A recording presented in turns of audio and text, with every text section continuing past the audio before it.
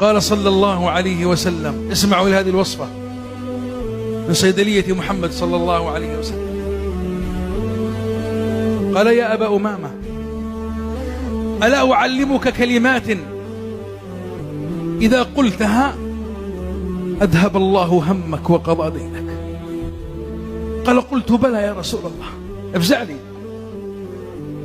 اسمعوا لهذه الوصفة من صيدلية محمد صلى الله عليه وسلم، وتناولوها صباحا ومساء، ممزوجة باليقين وحسن الظن بالله والصبر والتصبر.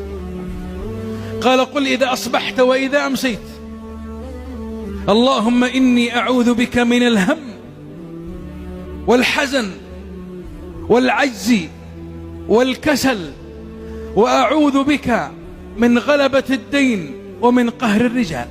قال أبو أمامة: فقلت هذا الدعاء فأذهب الله همي